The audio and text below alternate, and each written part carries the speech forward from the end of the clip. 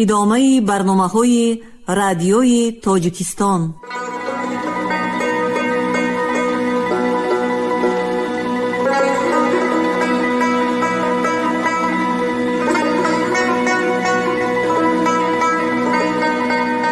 السلام علیکم شنونده های گرامی، با توجه شما گفتاری ادبی از سلسله خوانش بدیعی اثر نویسنده بزرگ تاجیک صدرالدین عینی، یادداشت‌ها در قرائت عبدالرشید خوجامقلوف.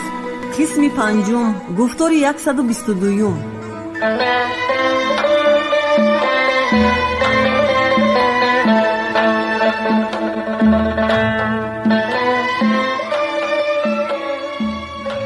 با علما گفت: خوشبیگی همیشه یارمندی به مکتب می کند.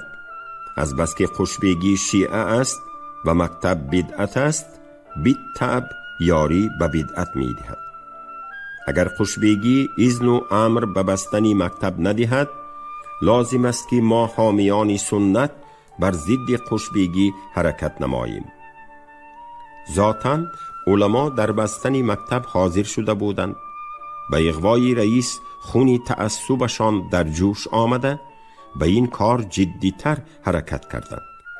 ملا قمر، ملا عبدالرسول زکون و ملا عبدالرؤوف مدرس که همه آشنا و شریک درسان برهان الدین رئیس بودند، از طرف علما نماینده شده به پیش خوشبیگی رفته مسدود کردن مکتب را خواستند.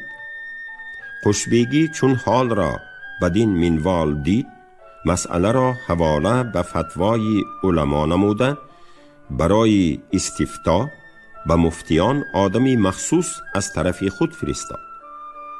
ملا قمر مع رفقایش به علما رجوع کرده فتوای در حرام بودن مکتب ساخته مهر کناندند. دامالله اکرام مفتی که در لزوم مکتب قناعت حاصل کرده بودند، فتوا در حلیت مکتب نوشته مهر کردند. از مفتیان دانیال خواجه صدور نیز به فتوای حلال بودن مکتب امضا نمودند. 2 نفر مفتی بی طرف ماندند. چون این 2 روایت علما به خوشبیگی راجع شد، خوشبیگی روایت ها را به قاضی کلان فرستاده ترجیح کردن یکی از این 2 را خواهش کرد. به خواجه قاضی کلان برای ترجیح روایت ها به اصل حادثه وقوف پیدا کردن را لازم دانسته کتاب های مکتب را طلب کرده دیده، معلم میرزا عبدالواحد را با 2-3 نفر از شاگردان مکتب به حضور خود دعوت نموده شاگردان را به پیش خود امتحان کنند. در نتیجه امتحان بسیار تحسین کرده گفت: شاگردان مکتب نو بلبلان باغ جنت می شده اند. در این کار من هیچ امری خلاف شرع نبینم، بلکه به این روش تنظیم یافتن مکاتب اسلامیه را لازم و واجب می دانم. مکتب خواهان از این تحسینات و تبشیرات قاضی کلان زیاده ممنون شده به دوام مکتب دل قوی داشتند.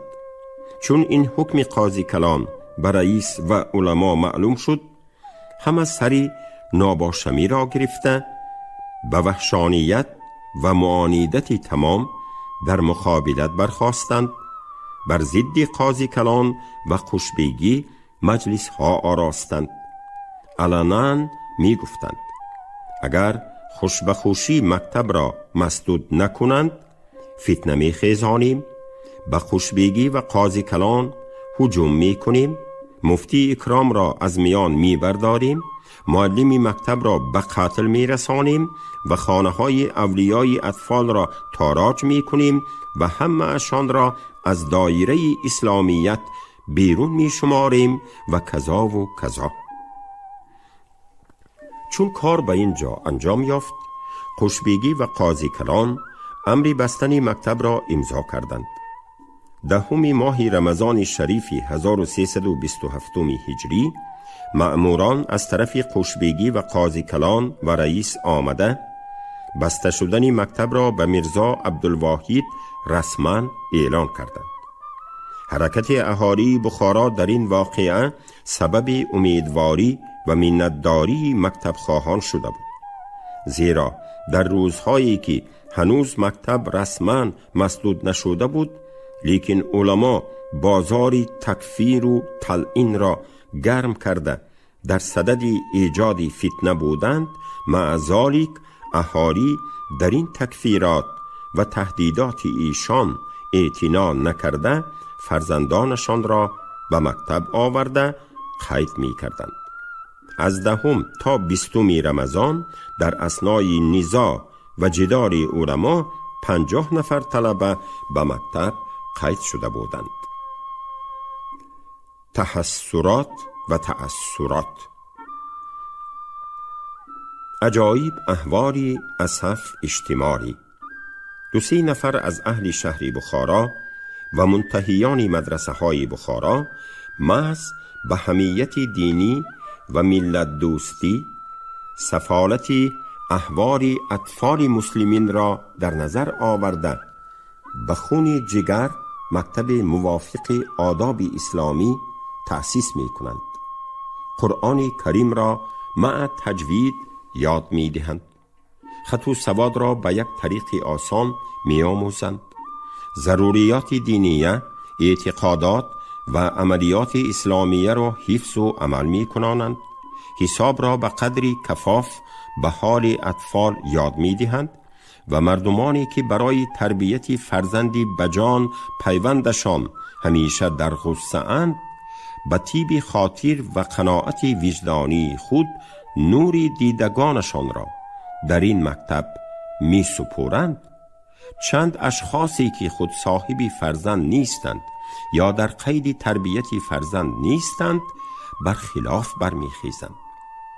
معلمی را که خود به احوال او کما هو و حقه واقفند تکفیر و تلعین می کنند. اولیای اطفال را به قتل و غارت تهدید می نمایند. اطفال معصومین 8 ساله و 10 ساله را کافر بچه گفته تدهیش می کنند. همه این حرکات خودسرانه را به نام شریعت غرای نبوی می کنند، به حال آنکه این قهرمانان شریعت یک بار به مکتب کهنه نظر نمی اندازند و به حال مظلومانه اولاد مسلمین ترحم نمی نمایند. در کوچه و بازار به انواع بداخلاقی گرفتار شده گشتن اولاد اسلام را اصلا از نظر کبریا و جبروت خود نمی آرند. چه جای اولاد دیگران که حتی از احوال فرزند خود نیز فرزند بنده است خدا را مخور غمش گفته چشم می پوشند. در وقتی که کاری را برخلاف کیف خود دیدند متولی و متصرف فرزندان دیگران شده سر می بردارند. حتی در ناموس و وجدان پدران تعرض کرده حق تداخل را دعوا می نمایند.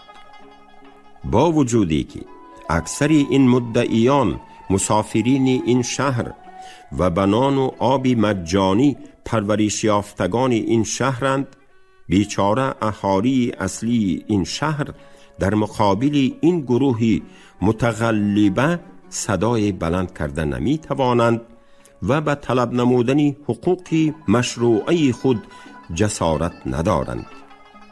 زهی سفالت، زهی خجالت. از این زیادتر بدبختی به ملت متصور نیست. از علمای بخاری الاصل تنها غیاث مخدوم اعلم برخلاف مکتب خروج کرده بودند. اکثری سایرین از شهرهای دیگر بودند، چنانچه دام الله عبدالرزاق از مرغینان، ملا قمر از قزان، ملا خال از تاشکند، ملا عبدالرسول از فلغر و هاکذا. دام الله اکرام و دانیال خواجه صدور که به حلیت مکتب فتوا داده بودند و بقا خواجه قاضی کلان که به محسنات مکتب اقرار کرده بود بخاری الاصل بودند. سایر علمای بخاری الاصل از بیم تکفین و تلعین هم پیشگان خود بی‌طرف مانده به کنج خزیده بودند. علما فتوا نوشته مهر کردند، اما مع تأسف دیدنی صورت آن فتوا به ما میسر نشد، زیرا صورت و نسخه آن فتوا را زیاده مخفی و سیر نگاه داشتند. از اشاعت آن بسیار احتیاط کردند. از روی شنید در فتوا بر تقدیری که کذا و کذا باشد گفته، در مکتب نبودگی و از خیالخانه خود ایجاد کردگی چیزها را نوشته، از تعریفات ایش محمد تنتاری چند کلمه عبارت عربی سفسطه را به عنوان قال ابو نقیب التنتاری تحریر کردند. از مناظره هایی که در این واقعه اتفاق افتاد، خلاصه یک دو مصاحبه را در زیر تحریر و عرض می نمایم. روزی به حوری غیاث مخدوم اعلم دام الله اکرام رفته، در باب مکتب مصاحبه کشاده به آدابی تمام عرض کردند که فقیر به مکتبی نو خیلی وقوف پیدا کردم. این مکتب را به آداب اسلامی موافق یافتم. جناب شما این مکتب را ندیده اید؟ مردمی مفتین هر چیز می گویند. جناب شما کسی بزرگ و جانشینی مسند عالی علمیه هستید. به قول مردم بینامانده به حرام بودن یک چیز از غیر تحقیق ذاتی خودتان فتوا دادن به شأن شما مناسب نیست. ایشان اعلم گفتند اگرچه حاضر موافق شرع هم باشد، رفته رفته برخلاف شرع منجر می شود. دام الله گفتند هرگاه که برخلاف شرع منجر شد، آن وقت به حرام بودنش حکم کرده مسدود کردن موافق تر است از این که به گناهی هنوز به فعل نآمده جزا تعیین کرده شود. ایشان اعلم گفتند حاضر هم چند بدی و قباحت دارد که شما نمی دانید.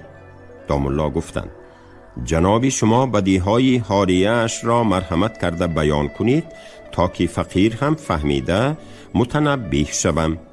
ایشان اعلم گفتند از فسادهای حاضره یکی این است که در مجلس یکی از شاگردان مکتب نو قرآن خواند، پس از این در این مجلس فرض کنیم که ملا فیضی مفتی در بیسوادی ضرب المثل آن وقت بود، قرآن خواند، در نزد مردم و شاگردان مکتب نو مضحک خواهد شد. به امثال این اتفاقات به علمایی که به قرائت قرآن و تجوید آن یا به حساب یا به خط و املا چندان اعتنایی ندارند چی آبرو و شرف می ماند. به دلایل حقیقی دقت کنید.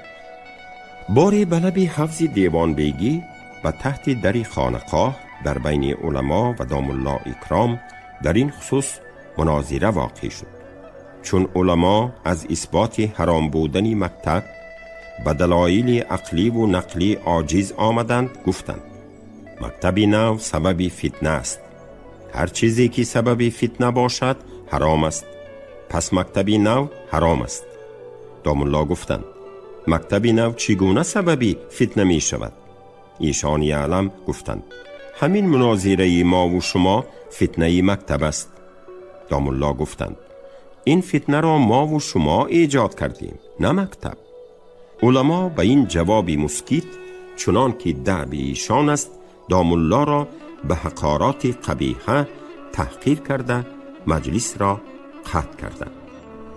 در اثنای مجادله مکتب یک روزی رمضان فقیر در خانه غیاث مخدوم اعلم رفته در باب مکتب مصاحبه کردم.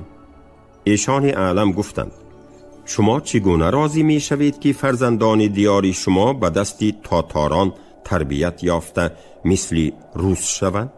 فقیر عرض کردم حاضر متنازعون فیهی مکتبی تاتاران نیست، بلکه مکتبی بخاری الاصلان است که در آن مکتب امثال فقیر و میرزا عبدالواحد که شاگردان خودتان و محل اعتماد خودتان هستند تعلیم می نمایند. ایشان اعلم گفتند: به تو چی دردی سر؟ سوادی داری، فضلی داری، قاضی شو، رئیس شو، خاک بر سری مکتب. گفتم: این مرحمت شما در حق شخصی فقیر خیلی خیرخواهانه است، اما دلم می خواهد که چندی در این راه باشم. شاید به سبب این مکتب 2-3 نفر فرزندان اهل اسلام و اولاد وطن کلمه شهادت را درست می دانستگی و قرآن را راست می خواندگی شوند. به این وسیله جبر نقصان ایام سالی فرا نمایم. به جناب شما معلوم است که کسانی که از مکتب کهنه بی سواد یا با سواد برآمده به کسب معیشت مشغول می گردند، اکثری از امور دینیه بی خبرند. ایشان اعلم گفتند: ای مسلمانی ساده، فرزندان چند نفر نون. در اینجا احاری را به عنوانی تعبیر کردند که قلم از تحریر آن حیا می کند. کلمه شهادت را یاد گرفتند چی شد و یاد نگیرند چی می شود؟ خوانندگان کرام دقت فرمایند. ایشان اعلم در اولی صحبت به فرزندان وطن دلسوزی اظهار می کردند.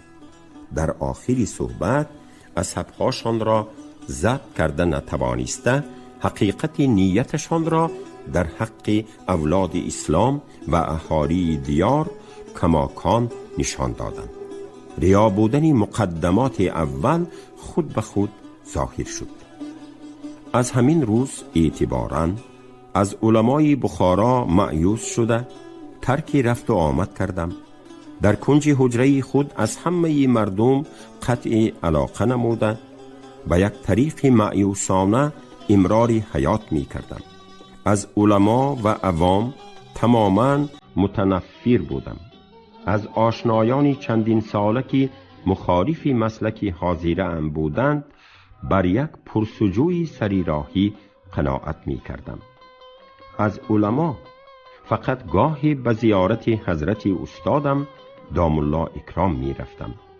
اکثر جایی رفت و آیی فقیر خانه میرزا محی الدین منصورزاده بود که در آنجا به خواندن جراید و مصاحبه های ادبی اوقات به خوبی می.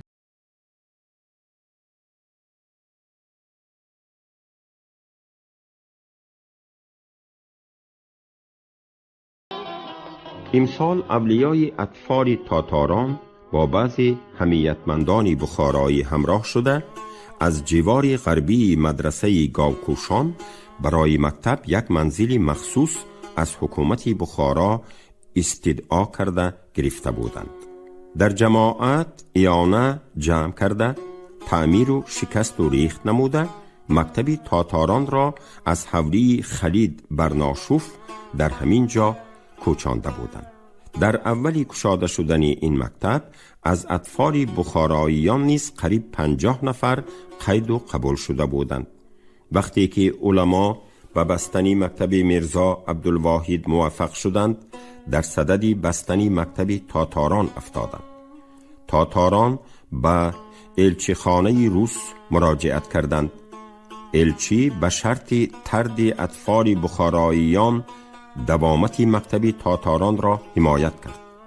چون این خبر به حکومت بخارا رسید، مأموران حکومت تمام گذر و محلات بخارا را از یک سر دیده به هر کدام اهالی فهماندند که فرزندانشان را به مکتب تاتاران نفرستانند.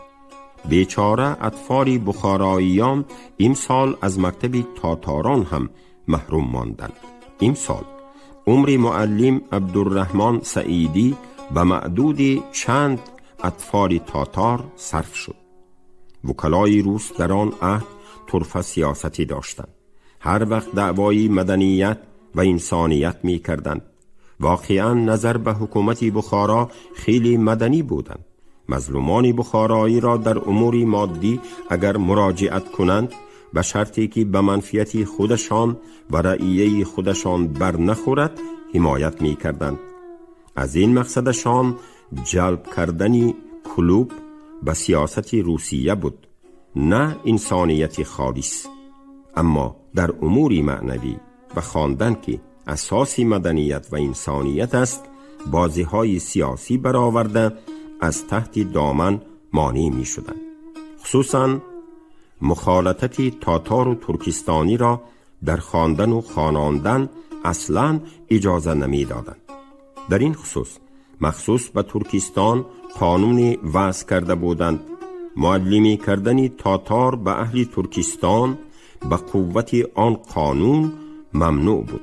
وقتی که مکتب میرزا عبدالواحد مسدود شد و از مکتب تاتاران شاگردان بخارایی طرد یافتند، مطبوعات و جراید اسلامی به اقتضای مقصد و مسلکشان در این باب مقاله ها نوشته علمای بخارا را تنقیداتی سختی محقانه کردند. خصوصا مجموعه ملا نصرالدین که در مسحک نویسی همتا نداشت، زهر تنقید را به حله هزل محلا کرده میخورند. در این واقعه رسمهای معنیدار کشیده در یک صفحه 100 کتاب تنقید را در نظر بینندگان با سواد و بی سواد جلوه داد. علمای مغرور بخارا در این تنقیدات تاب مقاومت نآورده باز وحشانیت را پیش گرفتند.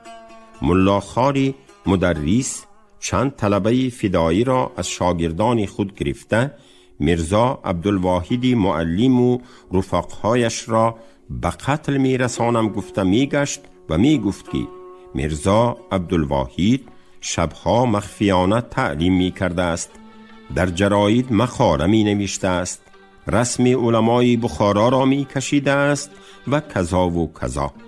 نه شب و نه روز کسی را نخواناندن میرزا عبدالواحد به همه معلوم بود.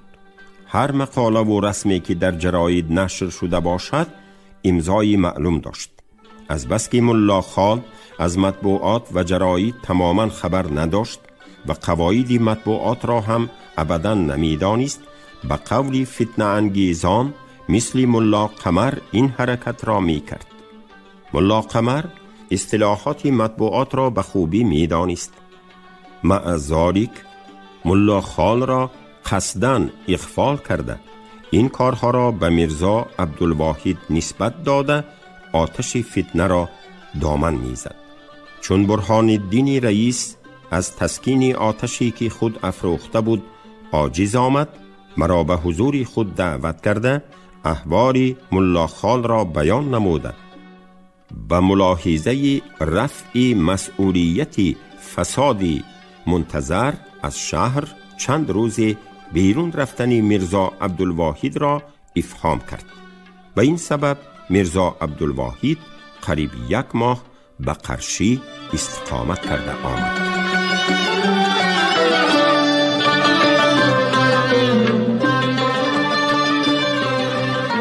فتنه شیعه و سنی.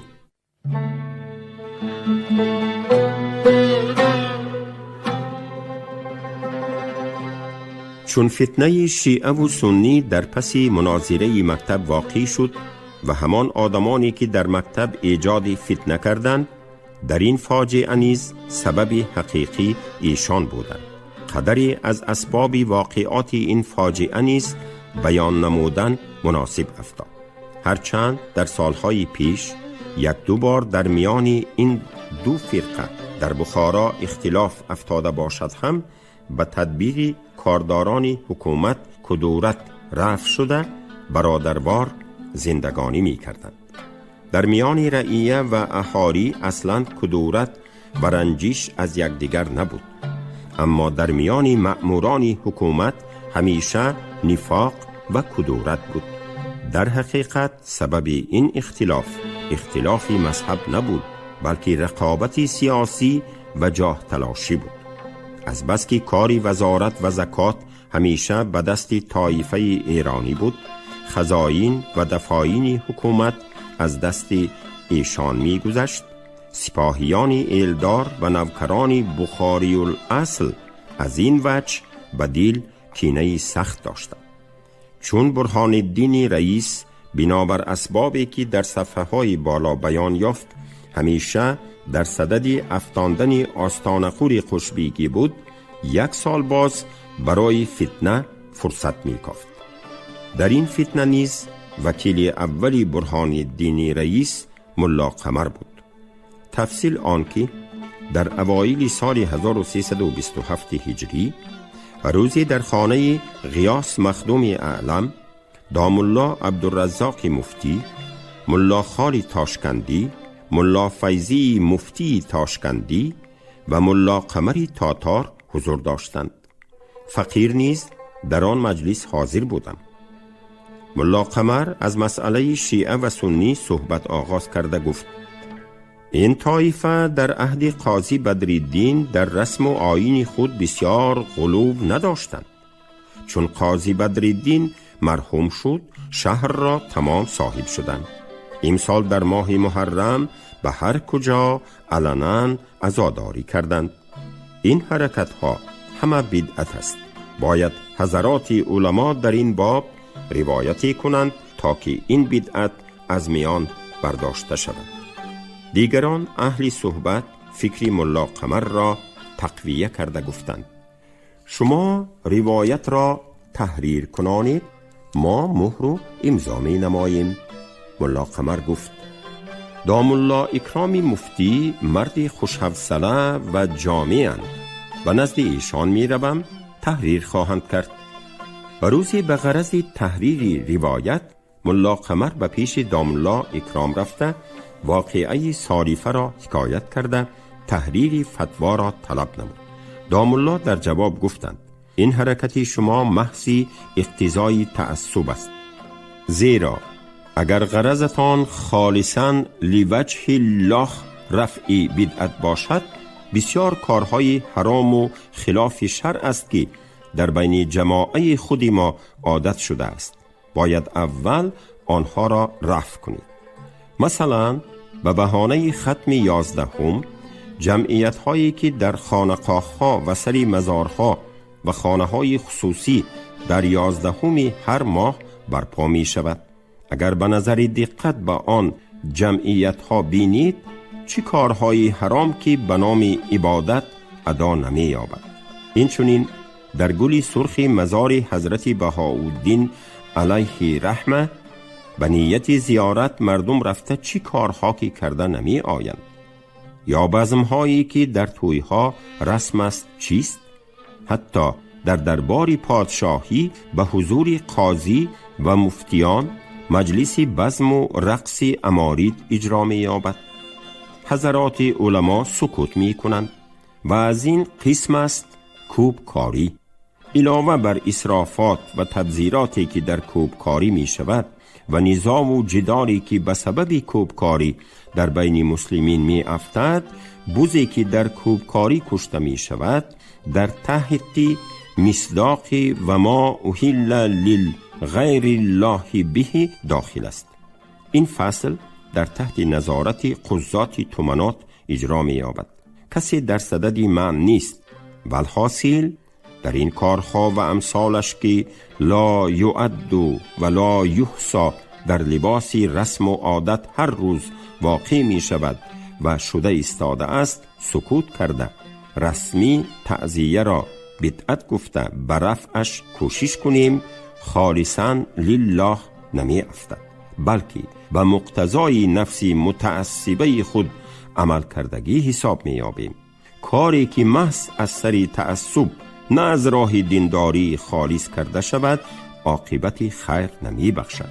احتمال سبب شعله زدن آتش تعصب طرف مقابل شده فتنه های سخت برپا گردد. بنابراین بهتر آن است که از این باب سکوت کنید یا اول رفع بدعت های مذکوره را نمایید.